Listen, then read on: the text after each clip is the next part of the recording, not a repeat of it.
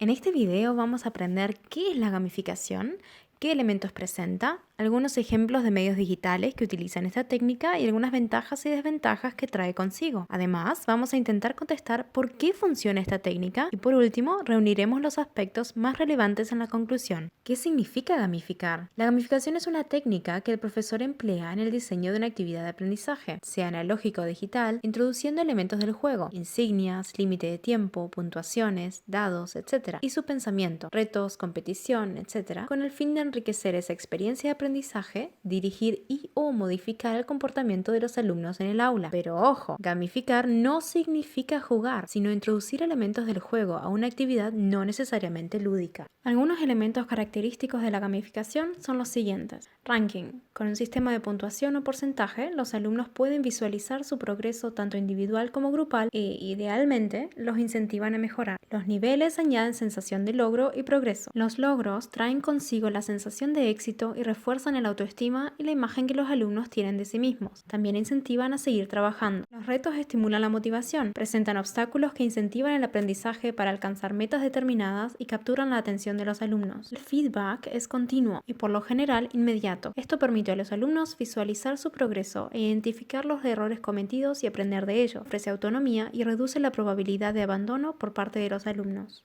El factor temporal, unido a la puntuación y la obtención de premios, también incentivan a los alumnos a trabajar. La cooperación activa el aspecto social, permite generar un buen ambiente entre los alumnos y favorecer el trabajo tanto individual como grupal. También es efectiva para clases diferenciadas. Por último, los avatares permiten formar una identidad alternativa que fomenta la confianza en sí mismos y la autoestima. Algunas apps o plataformas virtuales traen consigo la posibilidad de obtener bienes virtuales que permiten a los alumnos diferenciarse de los demás. Algunos ejemplos pueden ser mascotas, capas o antifaces, objetos de la casa o comida. Estos elementos satisfacen así la construcción de la identidad alternativa y fortalecen la sensación de logro.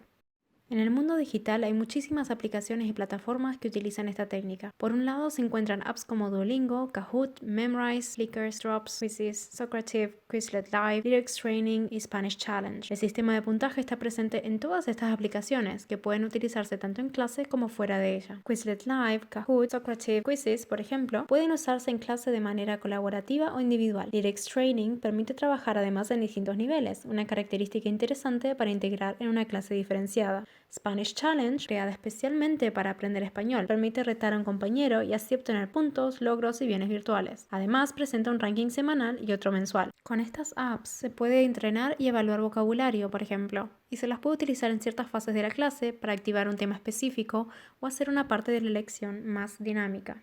Otra categoría de aplicaciones o plataformas son Habitica, ClassDojo, ClassCraft y Duolingo. En estas plataformas, cada alumno tiene un avatar y puede obtener bienes virtuales. ClassDojo es relativamente simple y podría usarse principalmente con alumnos de hasta 10 o 12 años, ya que su objetivo principal es orientar o modificar el comportamiento de los alumnos en clase y no se centra tanto en el contenido a aprender. Duolingo es una plataforma creada exclusivamente para aprender español, en la que los alumnos se encuentran en situaciones similares a la realidad y deben decidir qué expresiones deberían emplear en cada una. La plataforma dispone de tareas prehechas, pero los docentes también pueden modificarlas para adaptarlas a los objetivos de aprendizaje. ClassCraft es una plataforma de simulación en la que los alumnos deben realizar tareas para completar misiones, tanto individualmente como en grupo. Esta app en particular ofrece gran potencial para planificar proyectos finales y clases con enfoque por tarea. Además de bienes virtuales, esta app permite canjear puntos o logros por recompensas en la vida real. Hay distintos tipos de avatares, cada uno con sus propiedades únicas. Si bien esta categoría de apps, especialmente ClassCraft, puede consumir mucho más tiempo que la categoría anterior, tanto en la organización de tareas por parte de los docentes como su uso en clase, los resultados pueden ser extremadamente favorables en cuanto a la motivación de los alumnos. Esta técnica ofrece una variedad de ventajas. La mayoría de los ejemplos recién ilustrados pueden adaptarse a diferentes niveles y edades. Además, idealmente, crean un ambiente positivo y colaborativo. La retroalimentación es continua, lo que favorece el aprendizaje, que a su vez afianza la autoestima y la autonomía y también fomenta la motivación y las ganas de trabajar. Otra ventaja es que ya existe una enorme variedad de recursos digitales que pueden utilizarse tanto de manera virtual como presencial. social. Pero esta técnica también cuenta con algunas desventajas. La organización de las actividades gamificadas puede consumir mucho tiempo, así como su uso en clase. Algunas de las funciones más interesantes de una app o plataforma no suelen ser gratis, o incluso la plataforma entera puede utilizarse solo con una licencia paga, como es el caso de Duolingo. Por lo general se necesita internet, algo que varias escuelas aún en Alemania no tienen. Por eso, la clase en escuelas sin acceso a internet inalámbrico debe recaer en el acceso a internet desde los teléfonos móviles de los alumnos. La colección de puntos y logros, además, puede llegar a ser más importante que el contenido a aprender, lo que cancela el objetivo de esta técnica. Además, la clase puede hacerse demasiado competitiva y llevar a bullying o incluso cyberbullying, en casos, por ejemplo, cuando los conocimientos de uno de los integrantes de un grupo son más débiles o bien cuando siempre ganan los mismos. Esto, por supuesto, puede frustrar a los alumnos, especialmente si no se diferencian las tareas. Ahora, para poder aplicar esta técnica de manera apropiada, es importante saber por qué funciona. Desde el campo de la psicología pedagógica, hay varios conceptos que ayudan a explicar este tema. Una de las ventajas de la gamificación, como se dijo antes, es que el progreso que se visualiza en forma de puntos, logros y otras recompensas fortalece la autoestima, la imagen que los alumnos tienen de sí mismos y los motiva a seguir trabajando. El concepto de la autoeficacia, desarrollado por Bandura, establece que el concepto positivo que uno tiene de sí mismo está relacionado con la valoración de las propias capacidades y las posibilidades de alcanzar una meta determinada. Así, cuando se alcanza esa meta, el alumno refuerza sus expectativas de éxito.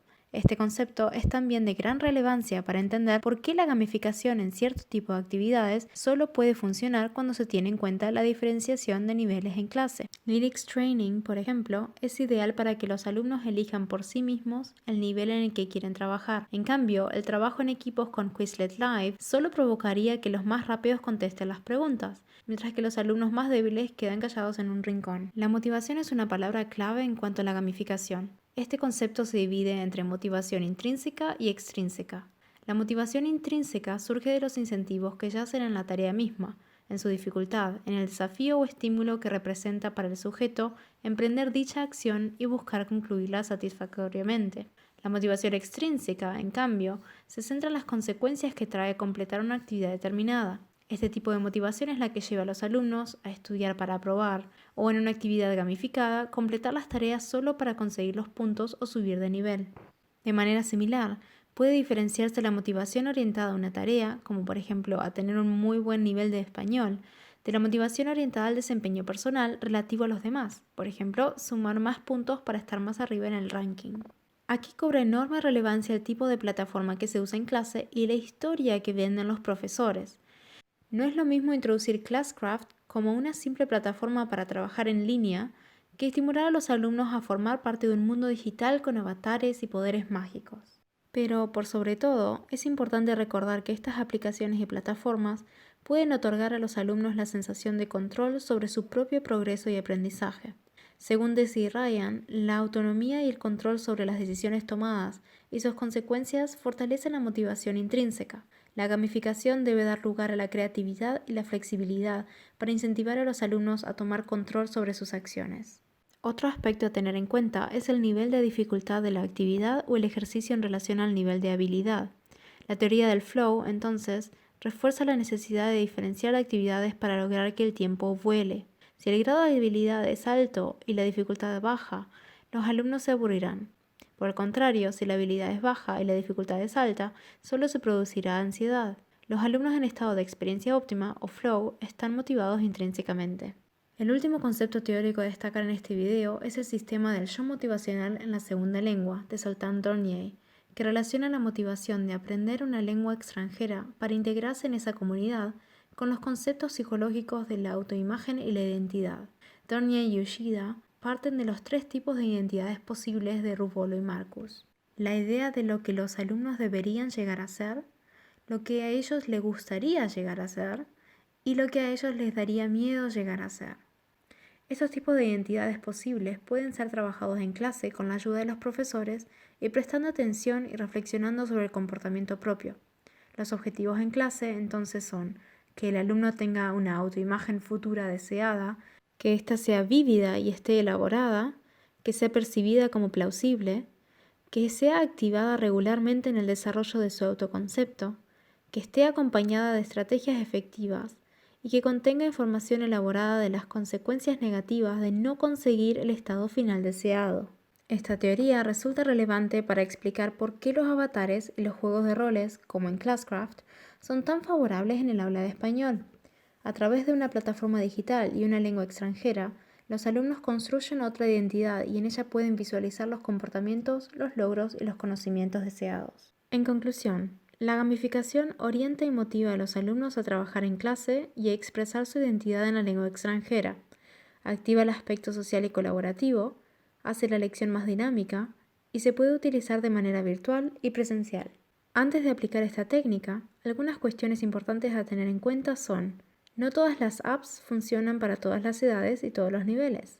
La diferenciación es clave al momento de elegir aplicaciones o plataformas. No se debe priorizar la gamificación sobre el contenido a aprender, y se debe prestar especial atención a potenciales instancias de bullying.